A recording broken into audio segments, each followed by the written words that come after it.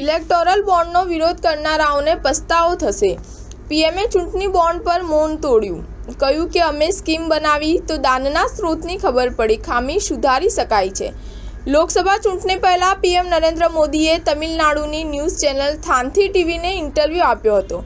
આમાં તેમણે પહેલીવાર ઇલેક્ટોરલ બોન્ડ મુદ્દે જવાબ આપ્યો છે। તેમને પૂછવામાં આવ્યું હતું કે શું ચૂંટણી બોન્ડના ડેટા સાર્વજનિક થવાથી પાર્ટીને ઝટકો લાગ્યો છે। આ બાબતે તેમણે કહ્યું કે 2014 પહેલાં પણ ચૂંટણીમાં ખર્ચ થયો હતો, ત્યારે કયા રૂપિયા ક્યાંથી આવ્યા અને કોણે ખર્ચ્યા તેની કોઈ માહિતી મળતી ન હતી। સિસ્ટમમાં ખામીઓ હોઈ શકે છે।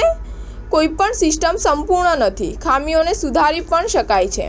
રવિવારે બીજેપીની યુટ્યુબ ચેનલ પર જાહેર કરાયેલા આ ઇન્ટરવ્યૂમાં તેમણે કહ્યું કે જો મોદીએ ઇલેક્ટોરલ બોન્ડની સ્કીમ બનાવી છે તો એ જાણી શકાય છે કે કયા રૂપિયા કોને અને ક્યારે આપવામાં આવ્યા હતા।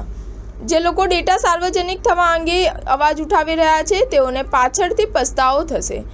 આ સિવાય પીએમને ઇન્ટરવ્યૂમાં પૂછવામાં આવ્યું કે વિપક્ષ સરકાર પર ઈડી અને સીબીઆઈના દુરુપયોગનો આરોપ લગાવી રહ્યો છે।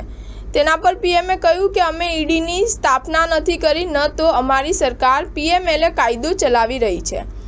સ્ટાર ન્યૂઝ 7 હંમેશા સચ્ચાઈની સાથે।